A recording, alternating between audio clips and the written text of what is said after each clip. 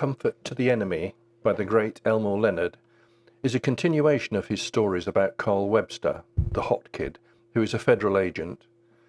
The series of stories began before World War II, but the current story is set towards the end of it, with Carl investigating the alleged suicide of a German prisoner of war in a camp in the US. One of the reasons Elmore Leonard is so great is because he doesn't hang around.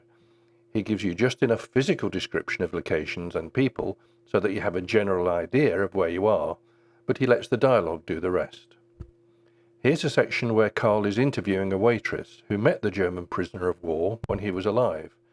The POW continually escaped his prison, but then gave himself up when, it seems, he got bored. Carl spends a good part of the story investigating this prisoner, Jürgen, because he feels there's something going on that he doesn't yet understand. Norma, the waitress, describes the moments before Jürgen was arrested in her cafe. Before the MPs came in, he said, "Come here, closer," motioning to me. I leaned my arms on the counter right in front of him, and he reached over and pretended to pull a coin out of my ear, a dime, and gave it to me, with a nice smile you could see in his eyes, wanting you to trust him. He said, "Thank you, Norma, for the coffee." He said my name. "It's on your uniform." I know, but he took the trouble to say it. "Thank you, Norma," making it sound natural, like we'd known each other a while, or maybe were even pretty close at one time. Carl said, "You got all that out of 'thank you, Norma'?" He was giving you his 10-cent magic trick. "With the smile," Norma said. I've seen the smile. He's sure of himself, isn't he? But without sounding cocky. He doesn't put on any airs. He tell you anything about himself? He wanted to know about me, if I lived alone. He didn't ask if I was married, only, do I live alone? Wants to know if you're available. There are a couple of typical Leonard tricks in this section. First, he has characters describe other characters' personality. He's sure of himself, isn't he? But without sounding cocky.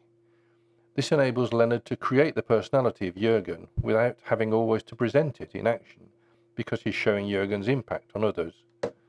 At the same time, it demonstrates the insight of Carl and Norma, that they recognize what Jürgen's doing, and also helps Carl build a bridge to Norma and gain her trust, because he's agreeing with her and showing that he's noticed the same personality traits as she has.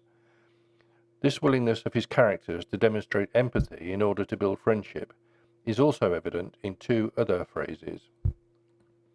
First, wanting you to trust him, and wants to know if you're available. Leonard omits the third-person pronoun. He doesn't write, "he wants to know if you're available," which demonstrates that the comment is also an interjection, intending to help Norma tell her story, to move on because Carl understands exactly what she's saying. As you're reading Leonard's books, this technique means that you're constantly racing ahead as the characters talk. The story becomes as much about what the characters say as it is about the events that take place. The final point I notice as a writer is that when the characters are not egging each other on with these short interjections, they don't always answer the questions they're asked. Carl asks, "He tell you anything about himself?" To which Norma replies, "He wanted to know about me, if I lived alone." It's far more engaging if questions aren't answered directly. Here, Norma doesn't say whether Jürgen told her anything about himself, but her response tells us how she felt about Jürgen in that moment, as if she's saying, "No, but he wanted to know about me."